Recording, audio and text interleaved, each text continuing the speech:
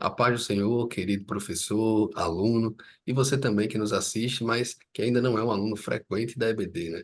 Estamos aqui em mais um episódio do EBD em Síntese Podcast, este trabalho que é uma iniciativa do DENEC, o Departamento de Ensino e Educação Cristã da Assembleia de Deus no Estado do Rio Grande do Norte. Esse departamento, ele é dirigido pelo pastor Reinaldo Odilo. E hoje nós trataremos sobre a lição de número 12, né? Uma lição muito importante. Estamos aí já chegando ao final, né? Nos despedindo de 2023 e já saudando o ano de 2024, né? Finalizando aí mais um trimestre abençoado. Um trimestre em que passamos aí todas as lições falando sobre fé, né? Um tema que é tão relevante para a vida dos jovens, jovens aí da nossa classe que ou estão saindo da escola ou já outros ingressaram na faculdade, né? E estão ali ouvindo talvez na sala de aula, falsas doutrinas, teorias que negam a autoria de Deus sobre a criação, entre outras falsas doutrinas, né, que podem muito atrapalhar a vida do nosso jovem. E por isso esse tema de fé, abordando ali vários assuntos teológicos, né, é de suma importância. E foi, portanto, um tema muito bem abordado pelo autor da lição e também tenho certeza que por vocês, professores, que nos assistem. Então, na lição de hoje, lição de número 12, nós vamos falar sobre um tema que eu poderia dizer que é o maior fundamento da nossa fé e esperança, que é a ressurreição de Cristo. É essa ressurreição que nos permite crer que também ressuscitaremos, né? Mas não para reencarnar em um corpo qualquer, terreno, como algumas religiões acreditam, mas nós receberemos um corpo glorificado, né? E viveremos ali uma vida eterna ao lado do nosso Deus. Então, para falar desse tema tão importante, esse tema da ressurreição, está me acompanhando hoje aqui o meu amigo Matheus Lins. A paz do Senhor, meu amigo. A paz do Senhor, meu querido amigo e irmão Cleanto, para mim é um motivo de grande alegria, né? Poder dividir com você, né, meu irmão em Cristo, mais um podcast, né? Mais uma edição desse podcast maravilhoso que tem abençoado as vidas dos professores, também dos alunos, mas eu diria que tem abençoado mais ainda a nossa vida, né? Que de alguma forma nos impulsiona a estudar e realmente conhecer mais de Deus. Eu acredito que essa é uma responsabilidade de todo professor, né, consciente de que quando, ao falar, você está falando a palavra de Deus, né? Você está sendo um mero instrumento. E hoje a nossa lição, a lição de número 12, vai tratar sobre a ressurreição de Cristo, né? Fé para crer na ressurreição de Cristo. E aí, esse tópico da lição, na verdade, o tema da lição, ela vai responder um pouco sobre o que o próprio Jó questionou. Jó, capítulo 14, versículo 14, Jó menciona o seguinte: podem os mortos voltar a viver? Assim eu teria esperança durante todos os meus anos de luta e aguardaria a libertação que a morte traz. Veja, Jó, que estava passando por todo aquele sofrimento, ele viu ainda uma esperança na morte. Podem os mortos voltar a viver? Então é sobre isso que a nossa lição vai tratar, mais especificamente sobre se Cristo ressuscitou ou se Cristo não ressuscitou. O texto base da nossa lição se encontra em Lucas, capítulo 24, versículos 1 a 7. E eu vou tomar aqui a liberdade de ler, irmão Cleanto. O Amém. versículo 1 diz o seguinte: E no primeiro dia da semana, muito de madrugada, foram elas ao sepulcro, levando as especiarias que tinham preparado. E acharam a pedra do sepulcro removida. E entrando, não acharam o corpo do Senhor Jesus. E aconteceu que, estando elas perplexas a esse respeito, eis que pararam junto delas dois varões com vestes resplandecentes. E estando elas muito atemorizadas e abaixando o rosto para o chão, eles lhe disseram: Por que buscais o vivente entre os mortos? Não está aqui, mas ressuscitou. Aleluia. Lembrai-vos como vos falou, estando ainda na Galileia, dizendo: Convém que o Filho do homem seja entregue nas mãos de homens pecadores e seja crucificado, e ao terceiro dia ressuscite. Meus irmãos, esse é um texto extremamente importante para o entendimento. Veja que o texto base já nos reporta ao momento em que Cristo crucificado já estava e ressurreto também já estava. Tanto que as mulheres, admitindo que Jesus estava morto, foram ao sepulcro com as especiarias que tinham preparado para, de alguma forma, né, fazer todo aquele cerimonial de perfumar o corpo. Mas lá elas não encontraram Jesus. A tumba, o sepulcro estava vazio. Glória a Deus por isso. Amém, professor Lins. Muito bem, esse texto foi muito bem escolhido, né, e bastante esclarecedor. E a lição ela vai iniciar trazendo aí algumas teorias a respeito da ressurreição, né? Principalmente autores, filósofos que tentaram reduzir o fato da ressurreição a um mito, ou ainda como algo que só aconteceu na mente dos cristãos, né? Mas que de fato Jesus ele não havia ressuscitado na realidade. E um dos argumentos mais repetidos a respeito da negação da ressurreição é o fato de que a história do Novo Testamento não passa de uma lenda. Veja só a audácia desses escritores, né? E aí eu vou ler rapidamente aqui um trecho do livro Não Tenho Fé Suficiente para Ser Ateu, do Norman Geisler, né? Uma autoridade aí na apologética cristã, que trata sobre a refutação a esse argumento. Diz assim o trecho: A história do Novo Testamento não é uma mentira. Os autores do Novo Testamento incluíram detalhes divergentes e embaraçosos, dizeres difíceis e exigentes, e fizeram cuidadosa distinção entre as palavras de Jesus e suas próprias palavras. Eles também se referiram a fatos e a testemunhas oculares que seus leitores já conheciam ou poderiam verificar. De fato, os autores do Novo Testamento fizeram seus leitores e os mais destacados inimigos do século I verificarem aquilo que disseram. Se isso não é suficiente para confirmar a sua fidedignidade, então seu martírio deveria remover qualquer dúvida. Essas testemunhas oculares sofreram perseguição e morte por causa da declaração empírica de que viram, ouviram e tocaram o Jesus ressurreto, embora elas pudessem ter se salvado simplesmente negando-se a dar o seu testemunho. Então veja que essas pessoas elas estavam dispostas a morrer defendendo o evangelho. E aí você pensa, como poderiam, né, lutar veementemente por algo se fosse meramente ilusório ou, como dizem, uma lenda, né? Outros ainda defendem que a ressurreição de Cristo, na verdade, ela foi uma alucinação dos discípulos. E talvez eles pensaram sinceramente que tinham visto o Cristo ressurreto, mas na verdade eles estavam alucinando, né? Mas é um absurdo pensar nisso, por dois motivos simples. Veja só, Lins, as alucinações, elas não são experimentadas por grupos, né? Ela é uma experiência do indivíduo. E eu queria que você imaginasse aqui comigo. Eu chego para você amanhã e digo, rapaz, Lins, eu tive um sonho. Você estava nesse sonho. Que sonho fantástico, não foi? Primeira coisa que você vai dizer, rapaz, Clean tá delirando, eu acho. Porque como é que eu vou saber o sonho que ele teve e como é que eu vou saber que eu estava nesse sonho e como foi o sonho? Então você jamais ia me responder assim, foi sim, foi muito bom o sonho. Vamos sonhar de novo hoje? Pelo contrário, você achar que eu estava viajando, né, como a gente costuma dizer. A experiência da alucinação, né, ela parece muito com um sonho. E no sonho, ele é uma experiência totalmente individual e não coletiva. Então, a teoria de que a ressurreição ela foi uma alucinação, ela não funciona, porque Jesus ele não apareceu uma única vez para uma única pessoa.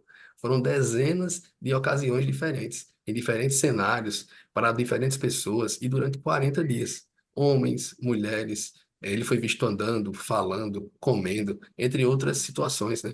E além de tudo isso, eles não estavam alucinando ou vendo um fantasma, porque das 12 aparições, em 6, Jesus foi fisicamente tocado ou ainda comeu, de verdade.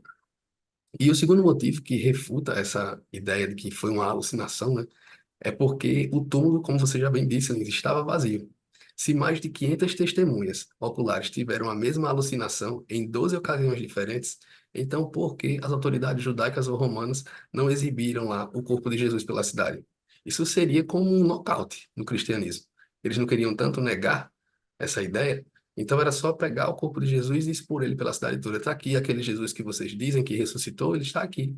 E as autoridades, então, adorariam ter feito isso. Mas por que que eles não puderam fazer? Porque não havia ninguém dentro daquele túmulo. E veja só que há quem diga ainda que os discípulos eles foram ao túmulo errado. Veja só como eles são criativos, né? E aí, por isso, eles concluíram que Jesus, na verdade, não tinha ressuscitado. Se eles tivessem ido no túmulo certo, eles tinham encontrado Jesus. Mas volta para o mesmo princípio falando anteriormente. Se isso fosse verdade, por que que as autoridades romanas e judaicas não pegaram o corpo de Cristo e levaram para expor por toda a cidade, negando e acabando com essa ideia de que Cristo ressuscitou, né? E aí, por fim, um outro ponto, ainda que fala sobre essa tese, é que o túmulo vazio, ele não convenceu todos os discípulos da ressurreição. Foram as aparições de Jesus que concretizaram o fato, né, que carimbaram ali, quebrando toda dúvida que havia a respeito disso. E então, querido professor, eu acho que é muito válido você tirar um tempo para estudar algumas dessas teorias e levar um breve resumo para os alunos, né, de modo que eles lendo um livro ou ainda na conversa com algum amigo ou colega ateu, se ele for exposto a esse tipo de teoria, ele saiba identificá-la e também como responder, né, a esses questionamentos. Amém? Amém, irmão Cleanto. E falar sobre a ressurreição de Jesus é ter também que lidar invariavelmente com essas teorias absurdas que alguns céticos tentam, de alguma forma, criar para desacreditar um evento tão magnífico e tão importante para a nossa fé e para o cristianismo, qual seja a ressurreição de Jesus Cristo. Meus irmãos, a verdade é que há quem diga que como é que pode Jesus ser verdadeiramente ressurreto, ou ser o primeiro, ou a primícia da ressurreição, quando na verdade houveram outras ressurreições, né? Desde o Antigo Testamento nós vemos episódios de ressurreições, o próprio Lázaro ressuscitou, mas há uma diferença gritante e marcante nessas ressurreições passadas e a ressurreição específica de Jesus. E essa diferença gritante tem a ver com a continuidade e o paradoxo descontinuidade. A continuidade no sentido de que o mesmo corpo é ressurreto. E o paradoxo da descontinuidade, porque não é o corpo da mesma forma, é um corpo glorificado. É como a gente vai ver aí no decorrer da lição bíblica, quando Jesus encontra com Maria, ela fala: Não me toque ainda, porque não subi, né? Convém que eu suba primeiro ao paraíso, né? Ou seja, aquele corpo era um corpo glorificado. Mas, meus irmãos, eu queria trazer agora um texto de extrema relevância que foi um diálogo que Jesus teve com os fariseus. E esse diálogo está descrito no Evangelho de Mateus, capítulo 22. Se vocês puderem abrir, vocês vão ver lá que a partir do versículo 23, Jesus vai começar esse diálogo. E diz o seguinte: Naquele mesmo dia, versículo 23, os saduceus, que dizem que não há ressurreição, aproximaram-se dele com a seguinte questão: Mestre, Moisés disse que se um homem morrer sem deixar filhos, seu irmão deverá casar-se com a viúva e dar-lhe descendência. Entre nós havia 7 irmãos. O primeiro casou-se e morreu. Como não teve filhos, deixou a mulher para seu irmão. A mesma coisa aconteceu com o segundo, com o terceiro, até o sétimo. Finalmente, depois de todos, morreu a mulher. Pois bem, na ressurreição, de qual dos 7 ela será esposa, visto que todos foram casados com ela? Meus irmãos, é importante vocês verificarem que a Bíblia é clara ao registrar que os saduceus acreditavam não haver ressurreição. Eles não acreditavam na vida após a morte. E aí, Jesus, percebendo que se tratava de um desafio, né? Jesus respondeu o seguinte, a partir do versículo 29. Vocês estão enganados, porque não conhecem as Escrituras nem o poder de Deus. Na ressurreição, as pessoas não se casam, nem são dadas em casamento, mas são como os anjos no céu. E quanto à ressurreição dos mortos, vocês não leram o que Deus disse? Eu sou o Deus de Abraão, o Deus de Isaac e o Deus de Jacó. Ele não é Deus de mortos, mas de vivos. Importante registro é o versículo 33, que diz o seguinte: ouvindo isso, a multidão ficou admirada com o seu ensino. A uma primeira vista, ao lermos esse texto, aparentemente não há nada de difícil, né? Jesus ele falou, não, Deus não é Deus de mortos, mas de vivos. Mas veja que Jesus começou falando que o Deus de Abraão, o Deus de Isaac e o Deus de Jacó. É bem sabido que os saduceus, eles criam principalmente nos primeiros livros, né, os primeiros 5 livros da Bíblia. E eles não acreditavam na ressurreição e nem naquela nova teoria de ressurreição que Jesus estava pregando, né, que um dia ele haveria de morrer, mas ao terceiro dia ressuscitaria. É como se Jesus usasse as próprias escrituras, o próprio ensinamento que eles haviam recebido e, reportando-se ao passado, dissesse: olha, o Deus de Abraão, o Deus de Isaac e o Deus de Jacó não é Deus de mortos, mas de vivos. Ou seja, ele estava ambientando a resposta a realmente o que eles entendiam, ao que eles acreditavam. Então, o próprio Jesus, ele explicava e ele ensinava sobre a ressurreição. E ele não pôde, né, nesse desafio, realmente ser vencido. E há também um outro texto muito importante que está lá em 1 Coríntios, capítulo 15. Olha o que Paulo vai falar aos Coríntios acerca da ressurreição. Também vos notifico, irmãos, o evangelho que já vos tenho anunciado, o qual também recebestes e no qual também permaneceis, pelo qual também sois salvos. Isso é muito importante. Paulo havia pregado aos Coríntios, e eles haviam recebido a palavra e por isso eram salvos. Se o retiverdes como tal, vou-lo tenho anunciado, se não é que crestes em vão. Então, Paulo ele já está abrindo aqui a lógica de seu argumento. Ele está dizendo, ora, vou falar sobre ressurreição, tudo bem, estou escrevendo sobre ressurreição, como a gente vai ver.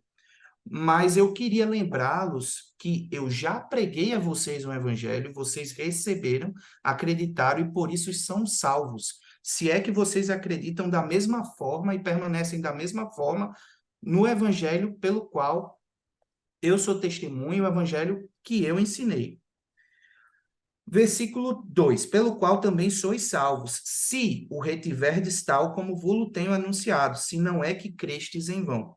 Porque primeiramente vos entreguei o que também recebi, que Cristo morreu por nossos pecados, segundo as Escrituras, e que foi sepultado, e que ressuscitou ao terceiro dia, segundo as Escrituras, e que foi visto por Cefas e depois pelos 12. Depois foi visto uma vez por mais de 500 irmãos, dos quais vive ainda a maior parte, mas alguns já dormem também. Veja que Paulo ele está trazendo que o testemunho da morte de Jesus e também da ressurreição poderia ser testemunhado por diversas pessoas. Dentre essas pessoas, o próprio Paulo. Porque Jesus foi visto por Pedro, Jesus foi visto também por mais 500 irmãos. Depois foi visto por Tiago, depois por todos os apóstolos. E por derradeiro, versículo 8, de todos, me apareceu também a mim, como a um abortivo. Porque eu sou o menor dos apóstolos, que não sou digno de ser chamado apóstolo, pois que persegui a igreja de Deus. Mas pela graça de Deus sou o que sou. E a sua graça para comigo não foi vã. Antes trabalhei muito mais que todos eles, todavia não eu, mas a graça de Deus que está comigo. Então, ou seja eu, ou sejam eles, assim pregamos e assim haveis crido. Meus irmãos, Paulo vai começar agora uma defesa apologética sobre a ressurreição de Cristo. Se vocês começarem a ler a partir do versículo 12, vocês vão perceber que Paulo usa de uma técnica argumentativa, de que se uma negativa universal ela é uma premissa verdadeira, então uma conclusão particular oposta não pode ser verdadeira. Então, por exemplo, se eu digo que Cristo não ressuscitou dos mortos, o particular também não pode ser verdadeiro. Ou o oposto não pode ser verdadeiro. Ah, se Jesus Cristo não ressuscitou dos mortos, então vã é a vossa fé.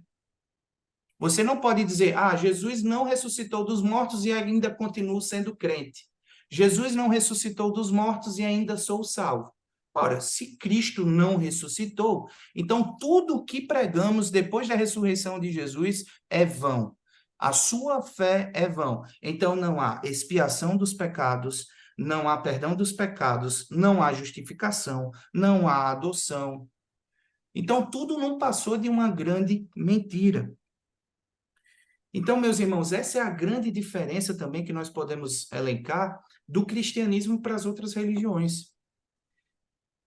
Talvez alguém diga: ah, encontrou-se os ossos de Maomé, encontrou-se os ossos de Buda, encontrou-se os ossos de Confúcio, mas Maomé, e Confúcio e Buda, todos estão mortos. E a religião, por elas mesmas, poderiam ser fruto da ideia de qualquer pessoa e elas continuariam a existir.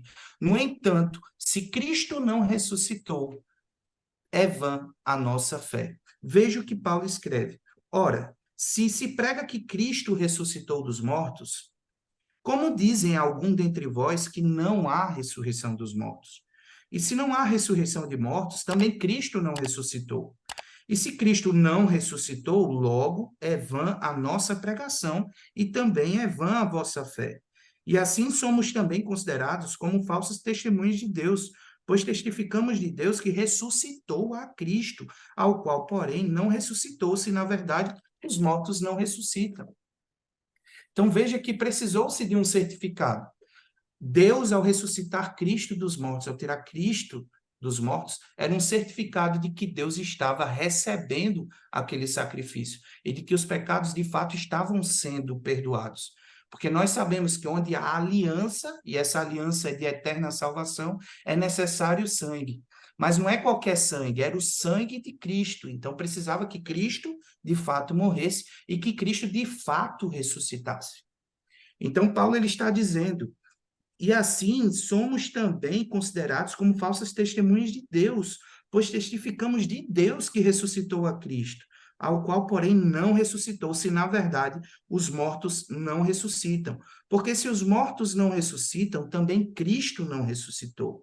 E se Cristo não ressuscitou, é vã a vossa fé, e ainda permaneceis nos vossos pecados. E também os que dormiram em Cristo estão perdidos. Se esperamos em Cristo só nesta vida, somos os mais miseráveis de todos os homens. Então é isso, meus irmãos. Ao fim e ao cabo, se Cristo não ressuscitou, vã é a nossa fé, vã também é a nossa vida. Então a vida não tem sentido prático algum. Não existe certo, não existe errado. Você pode viver a sua vida ao bel prazer. Porque se a morte termina com tudo e não há vida após a morte, que é a vida que Cristo conquistou para nós através do seu sacrifício. Então, vã é a nossa fé. E aí a gente vai viver a bel prazer. E é por isso também que muitas pessoas, não tendo esperança de um porvir, de uma vida após a morte, da eterna salvação, que eles vivem nesse mundo aí, né, que jaz no maligno, totalmente entregues à própria concupiscência. Amém? Amém, professor Lins, é verdade. Você trouxe aí alguns relatos bíblicos a respeito da ressurreição. E, de fato, esse tópico da lição que vai falar sobre as evidências da ressurreição, eu acredito que seja o tópico no qual o professor vai se debruçar mais tempo, né? Para que ele possa trazer pontos interessantes a respeito das evidências. E, se procurarmos na Bíblia, temos muitos relatos, testemunhos a respeito da ressurreição de Cristo, né? Pessoas ali que foram testemunhos oculares, que tocaram em Jesus após a sua ressurreição. Mas se buscarmos evidências também fora da Bíblia, podemos encontrar algumas comprovações, né? E eu gosto muito de um livro que tem como título Em Defesa de Cristo, né? Do Lee Strobel. Tem até um filme muito bom que retrata a história desse livro, né? O livro, ele é baseado na história real do próprio autor, né? Ele era um ateu e jornalista investigativo americano que se revoltou após sua esposa ter aceitado a Cristo como eterno Salvador. E a partir desse acontecimento, a revolta foi tamanha que ele começa a usar suas habilidades de investigador para provar que Deus não existe. E então ele começa a fazer uma série de visitas a alguns especialistas, né? Um procedimento padrão de um repórter forense, né? Que é investigar, ir atrás de testemunhos oculares, opiniões técnicas a respeito daquele assunto, para verificar se de fato, né, aquilo aconteceu como disseram, né? Então ele começa a visitar especialistas, colher depoimentos para tentar provar a inexistência de Deus. Mas aí por que que eu falei desse livro, né? Esse livro, a reviravolta dele, né, é que no fim das contas o autor reconhece que de fato Deus existe, né? Então toda essa busca incessante dele para tentar acabar com a ideia da existência de um Deus acabou se transformando na sua conversão, né? E aceitando a Cristo como Salvador. Mas eu trouxe esse comentário porque esse livro ele tem um capítulo específico só sobre a ressurreição. E já fica aqui uma dica pedagógica que eu considero valiosa, professor, pegue esse livro, dê uma boa lida nesse capítulo de ressurreição, que você vai ter subsídios até mais do que suficientes para a aula, e vai faltar tempo para você falar tantos detalhes que ele consegue colocar através da opinião desses, digamos assim, especialistas, né, em vários assuntos, em várias áreas, a respeito da investigação da ressurreição de Cristo. E aí eu vou trazer aqui alguns rápidos insights a respeito dessas evidências, né? Começando então pela prova da morte, né? Será que de fato Jesus morreu? Porque para que ele tenha ressuscitado é necessário que ele tenha morrido. Mas será que ele morreu? Algumas pessoas acreditam que não, que a morte dele não é verdadeira. Então eu traria aqui rapidamente alguns desses insights, até porque não dá tempo abordar tudo, são muitos, mas fica aí a minha recomendação que você, professor, professora, leia esse livro, né? Mais especificamente esse capítulo sobre a ressurreição, né? Então, o autor ele começa abordando a prova médica, né? Ratificando aí a importância de uma prova médica em uma investigação forense, né? Ele faz uma comparação que é até interessante, de que a prova médica ela pode constatar, né, se uma pessoa morreu por causas naturais ou se foi assassinada por alguém que, por exemplo, temperou seu café com arsênico. E arsênico é um elemento químico que seria considerado como um veneno se ingerido pelo ser humano, né? Então, é de fato muito importante para a investigação a medicina forense, né? A prova médica das coisas. E por isso ele vai buscar, né, tratando aí sobre ressurreição, a opinião de um médico muito renomado, inclusive, só um parêntese aqui, ele tem doutorado em engenharia, até achei um tanto incomum, né? Um médico com doutorado em engenharia, mas de fato ele era alguém muito estudioso, muito renomado, inteligente. E lembrando que essa história é baseada na história do autor, então não são personagens, mas de fato esse senhor existe, né? Esse médico existe. E nós traremos aqui alguns pontos sobre a opinião dele a respeito da ressurreição, mas aqui uma visão sobre a ótica médica, né? A respeito da ressurreição, da morte e ressurreição de Cristo, né? E alguns acreditam ainda que a morte não aconteceu. Então, se você nega a morte, obviamente que você não crê na ressurreição. E o Alcorão, escrito aí lá pelo século VII, ele traz essa ideia, assim como outras obras, de que Jesus não morreu, que na verdade ele fugiu para a Índia. E até hoje existe um santuário que supostamente marca o verdadeiro túmulo, né, de Jesus, que fica em Srinagar, na Índia, né? Outros já defendem a ideia de que, na verdade, Jesus não morreu, foi um desmaio, entre outras teorias da conspiração.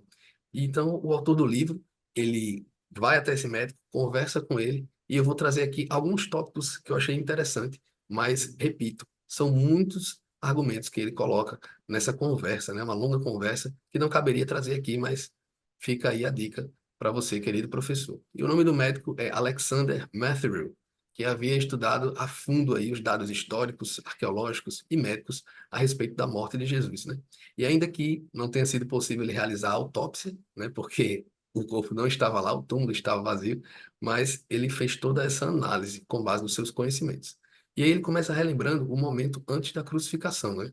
Jesus ali participa da última ceia e ele vai com os discípulos para o Getsemane, né? Onde ele ora ali durante toda a noite. E aí, nesse processo, ele estava antevendo os eventos que aconteceriam no dia seguinte, né? Isso está registrado lá em Lucas, capítulo 22, a partir do versículo 39. E de todo o sofrimento que ele sabia que passaria, ele experimentou o estresse psicológico, de forma que até chegou a suar sangue. E por muito tempo, acreditava-se que essa era uma simples metáfora, né? Mas a medicina ela já conseguiu comprovar a existência dessa manifestação chamada hematidrose. E em termos mais simples, né, ela é causada por um estresse psicológico ou uma ansiedade extrema que faz com que o nosso corpo libere produtos químicos que eles vão romper os vasos capilares, né, das glândulas sudoríparas por todo o nosso corpo. Então, o suor começa a apresentar gotículas de sangue, dado o rompimento desses vasos, né, desses pequenos vasos. Não é um sangue que escorre, que alastra o chão, não, mas é o sangue, sim, visível. E o autor do livro, o Lee Strobel, né, ele já aproveita essa deixa e questiona o médico a respeito da influência desse fenômeno sobre o corpo. Aí veja que interessante. O médico ele vai responder que isso deixa a pele muito mais frágil, de modo que Jesus, quando ele foi açoitado no dia seguinte, o seu corpo estava muito sensível. E por isso, quando ele é açoitado, ele sofre muito mais do que uma situação normal. E aqui eu faço um paralelo com quando estamos doentes, né? corpo mole, às vezes a gente precisa ir para a faculdade ou trabalhar, e a gente passa o dia assim para baixo, sentindo aquele peso no corpo, querendo chegar em casa. Agora você imagina Cristo, que estava ali com o corpo todo machucado, todo sensível e frágil, e aí ele é açoitado da forma brutal, como foi, como a Bíblia relata, né? E como foi esse processo até a chegada à cruz. E aí o Lee Strobel, ele vai perguntar também a respeito dos açoites naquela época, né? E aí, para encurtar a minha fala, eu vou trazer só uma descrição breve do próprio doutor, né? Que ele coloca no livro, e eu vou ler aqui rapidamente para vocês, porque como são comentários descritivos, eu acho mais interessante ler do que tentar explicar com as minhas palavras. Então, vamos ler aqui rapidinho. Diz o seguinte: à medida que o açoitamento continuava, as lacerações atingiam os músculos inferiores que seguram o esqueleto, deixando penduradas tiras de carne ensanguentadas. O historiador Eusébio relata um açoitamento dessa maneira. Ele vai dizer que as veias do sofredor ficavam abertas e os músculos, tendões e órgãos internos da vítima ficavam expostos. E por isso sabe-se que algumas pessoas morriam desse tipo de suplício antes mesmo de serem crucificadas. No mínimo, a vítima entrava em choque pivolêmico, que, em termos práticos, significa quatro coisas. Primeiro, o coração da vítima se esforça para bombear mais sangue, mas não tem de onde. Segundo, a pressão sanguínea cai, causando desmaio ou colapso. Terceiro, os rins param de produzir urina para conservar o volume que sobrou. E, em quarto lugar, a pessoa fica com muita sede, pois o corpo ele pede por líquidos para repor o sangue que perdeu. Veja então o quanto Jesus sofreu, né? E nós temos evidências bíblicas que comprovam esses fatos. Jesus ele estava em choque hipovolêmico, né? Quando se arrastou ali pela rua e que subia para o lugar da sua execução no Calvário, carregando a cruz. Ele acabou caindo e o soldado ordena então que Simão carregasse a cruz. Mais tarde nós lemos que Jesus disse: "Tenho sede", e aí uma esponja de vinagre foi estendida a ele. Então, esses efeitos terríveis do açoitamento já evidenciam a condição crítica de Jesus antes mesmo de ter suas mãos e pés furados. Após isso, né, o autor ele começa a questionar a respeito da morte na cruz, né? E só para citar aí um dos relatos agonizantes do médico a respeito dessa morte, eu trouxe aqui um pequeno texto, né, que detalha o que ele falou. E foi o seguinte: Jesus, após ter as mãos pregadas na cruz, ele é erguido e seus pés foram pregados na coluna vertical da cruz. Isso causa no corpo um deslocamento dos ombros e as juntas se distendem 15 centímetros. E no Salmo 22, né, nós já podemos ver a profecia de que isso aconteceria, porque ele prediz a crucificação de Cristo, né, e ele já havia profetizado: todos os meus ossos estão desconjuntados, né? Então veja que de fato era algo assim muito agonizante, e Jesus ele passou por tudo aquilo por amor a mim, por amor a Lins, por amor a você, por amor aos nossos alunos, né? Foi de fato um sofrimento assim descomunal. E ainda assim tem pessoas que querem minar essa ideia, né? Dizer que Cristo nem morreu, quanto menos ressuscitou. E aí, para finalizar essa agonia da cruz, eu vou ler aqui um relato, o último relato do doutor a respeito do tema, porque, como eu já disse, é bem descritivo, né? E não vale a pena eu tentar colocar as minhas palavras. Vamos ler então. Diz o seguinte: uma vez que a pessoa está pendurada em posição vertical, a crucificação é, em essência, uma lenta agonia até a morte por asfixia. A razão para isso é que a tensão dos músculos e do diafragma deixa o peito na posição de inalar. Para exalar, a pessoa tem de firmar-se sobre os seus pés para aliviar por um pouco a tensão dos músculos. Ao fazer isso, o prego rasga o pé, até se prender contra os ossos do tarso. Depois de conseguir exalar, a pessoa pode relaxar e inalar novamente. Depois, ela tem de se empurrar novamente para cima para exalar, esfregando suas costas esfoladas contra a madeira áspera da cruz. Isso se repete até que a exaustão total toma conta e a pessoa não consegue mais se erguer para respirar. Então, veja os detalhes, né? Os detalhes colocados aí a partir da ótica da medicina a respeito do que foi essa agonia da cruz que Cristo passou, né? E o próprio autor, ele chega à conclusão, após ouvir todos esses relatos, de que não era possível que Cristo tivesse descido vivo daquela cruz. Depois de sofrer tudo isso, né? Como alguns dizem, que ele nem morreu, né? Que foi só um desmaio, né? Então tem muitos outros detalhes a respeito da trajetória até a morte de Cristo, né? E eu não posso me ater a todos, como já falei, porque não cabe aqui, então tem muitas coisas para falar, mas fica a recomendação, querido professor, pega esse livro, dê uma boa lida, e fortaleça aí os argumentos e subsídios para essa aula deste domingo, né? E após todas essas evidências médicas e arqueológicas citadas pelo doutor, o autor ele faz um último questionamento. Ele diz assim: olha, doutor, eu sei que não é possível que Jesus tenha sobrevivido depois de ter sofrido tudo isso, mas assim, uma chance mínima, se por algum acaso, né, vamos supor aí o impossível, né, se realmente Jesus ele tivesse sobrevivido à cruz, como ele poderia andar, se seus pés foram furados daquele jeito, né? Como é que ele poderia aparecer na estrada para Emaús com aqueles irmãos? Pouco depois andar aí uma longa distância, como fazer tudo isso cheio de ferimentos, peito furado, entre uma série de lacerações sobre o seu corpo, né? E aí o médico, muito sábio, e aqui é uma opinião minha, eu acredito que usado ali pelo Espírito Santo, ele vai responder de forma simples, mas bem contundente.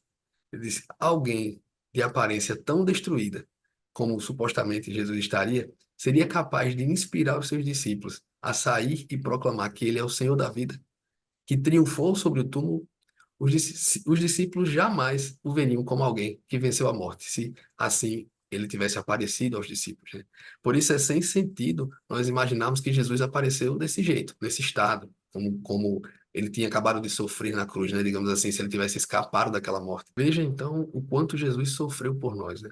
Aproveite esses detalhes das evidências, né, para levar isso aos seus alunos, porque não é possível que alguém passe por tudo isso sem amor. Mas ele precisou fazer isso para que fôssemos redimidos, né? E pudéssemos aí ter acesso à graça salvadora. Amém? Amém, irmão Cleanto. E a verdade, irmão Cleanto, é que não é de hoje, as pessoas não estão acostumadas a verem mortos saindo dos túmulos, né?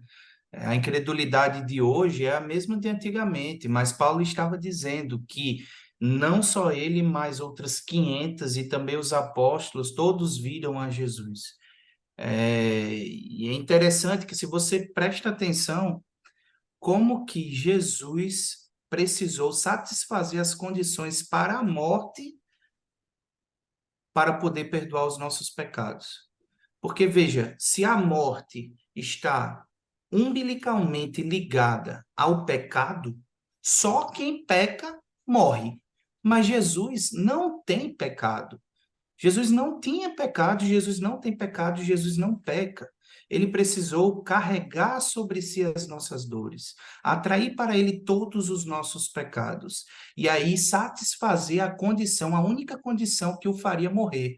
Caso contrário, Jesus nunca morreria, porque Jesus nunca pecou. Amém? Glória a Deus por isso. Amém. E aí, meus irmãos, já me encaminhando para as considerações finais, eu não poderia deixar de trazer aqui a aparição de Jesus aos seus discípulos. É um interessante relato que está descrito no capítulo 20 de João, a partir do versículo 19. Diz o seguinte: ao cair da tarde daquele dia, o primeiro da semana, trancadas as portas da casa, onde estavam os discípulos com medo dos judeus, veio Jesus, pôs-se no meio e disse-lhes: paz seja convosco. Irmãos, vocês imaginem que esse relato traz um importante acontecimento. Jesus estava morto para os discípulos, mas Jesus agora aparece bem no meio deles. Eles estavam trancados. Então você imagina que Jesus não bateu na porta, ninguém foi lá e abriu a porta para ele. Jesus simplesmente aparece. Jesus aparece no meio deles e diz: paz seja convosco. Jesus falava paz, mas eu imagino que aqueles discípulos estavam aterrorizados. Como pode, até pouco tempo, estava morto e agora aparece em nosso meio. E dizendo isto, versículo 20, lhes mostrou as mãos e o lado. Alegraram-se, portanto, os discípulos ao verem o Senhor. Disse-lhes, pois, Jesus outra vez: paz seja convosco. Assim como o Pai me enviou, eu também vos envio. E havendo dito isto, soprou sobre eles e disse-lhes: recebei o Espírito Santo. Se de alguns perdoardes os pecados, ser-lhe-ão perdoados. Se lhes retiverdes, são retidos. E aí o versículo 24 narra a incredulidade de Tomé, porque Tomé não estava quando Jesus apareceu. Ora, Tomé, um dos 12, chamado Dídimo, não estava com eles quando veio Jesus. Disseram-lhe então os outros discípulos: Vimos o Senhor. Mas ele respondeu: Se eu não vir nas suas mãos o sinal dos cravos, e ali não puser o dedo e não puser a mão no seu lado, de modo algum acreditarei. Veja que Tomé estava dizendo especificamente que não bastava ver, ele tinha que tocar. E é por isso que não era uma alucinação. Ele dizia: se eu vir, talvez ainda assim seja alucinação. Mas para que eu tenha certeza de que é o Cristo, eu quero tocar nas suas feridas. Eu não quero apenas ver, mas eu quero tocar ali, quero colocar o dedo. E se eu não puser a mão no seu lado, de modo algum acreditarei. E aí o versículo 26 diz que passados 8 dias estavam ali outra vez reunidos os seus discípulos e Tomé com eles, estando as portas trancadas novamente. Veio Jesus, pôs-se no meio e disse-lhes: Paz seja convosco. E logo disse a Tomé: Põe aqui o dedo e vê as minhas mãos. Chega também a mão e põe-na no meu lado. Não sejas incrédulo, mas crente. E aí, Tomé, meus irmãos, Tomé foi lá e colocou o dedo? A Bíblia não registra que Tomé colocou o dedo. Alguns confabulam sobre isso, mas a Bíblia simplesmente registra. Respondeu-lhe Tomé: Senhor meu e Deus meu. E aí Jesus enfatiza: Disse-lhe Jesus: Por que me viste e creste? Bem-aventurados os que não viram e creram. Veja que ensinamento Jesus deu a Tomé. Jesus apareceu primeiro aos 12, aos 11, Tomé não estava no meio, depois Tomé estava, e Jesus apareceu especificamente para Tomé e disse: Tomé, você não queria ver? Você não queria somente ver, você queria tocar? Então eu estou aqui, toque, satisfaça a sua vontade, estou aqui. Aí Tomé reconheceu o seu erro e disse: Senhor meu e Deus meu. Reconheceu a divindade daquele que estava se pondo de frente a ele. Meus irmãos, a verdade é que a credulidade sobre a ressurreição, não somente de Jesus, mas dos mortos em si, sempre percorreu sobre todos os séculos. Mas há uma ressurreição que você precisa acreditar, senão você está vivendo inutilmente. E essa ressurreição é a de Cristo Jesus. Porque se Cristo não ressuscitou, a nossa fé é vã. Se Cristo não ressuscitou, a nossa vida não tem sentido. Meus irmãos, eu termino agora com essas palavras e desejo a você, querido professor, uma boa aula nessa importante lição e que você seja realmente usado por Deus. E não somente isso, mas se deixe usar de fato por Deus. Não seja apenas um leitor e não praticante. Pratique, leia e pratique e leve isso para a sua sala de aula. Amém? Amém, professor Lins. De fato, esse é um tema muito importante, né? E como eu falei no começo, o maior fundamento da nossa fé, né? Se a gente não crê na ressurreição, a nossa fé é vã, como você bem trouxe, né? E aí eu também já trago aqui as minhas considerações finais, que é a recomendação, né, de leitura de um artigo científico muito famoso da década aí de 80, né, que investiga a morte física de Jesus, né? Ele traz aí ricos detalhes a respeito das evidências da morte, né, como a cravação dos pregos nas mãos, que na verdade não foram nas mãos, foram nos pulsos, né? Porque se fosse nas mãos, elas rasgariam com o peso próprio de Jesus. E ele traz também ricas ilustrações e vão demonstrar onde os pregos foram furados. Ele vai também colocar a direção das chicotadas, né, e como isso influenciou na forma como o corpo de Jesus ficou prostrado ali diante dos açoitadores, né? Então, é muito importante, professor, que você leia, inclusive, se você tem a oportunidade de levar um slide ou de alguma forma apresentar imagens, leve uma dessas ilustrações e explique para os seus alunos como aconteceu, né, de fato, esses açoites. São imagens muito interessantes, né? Eu vou deixar aí o link desse artigo na descrição do vídeo para que você, professor, professora, possa acessá-lo facilmente. Eu já consegui traduzir também, então está de fácil leitura e vai ser de muito bom proveito na sua aula, né? Então é isso, eu desejo que a sua aula seja muito abençoada e espero você em um próximo episódio do EBD em Síntese Podcast. A paz do Senhor, meu amigo Lins, grande abraço e até a próxima. Paz do Senhor, Cleanto. Deus abençoe.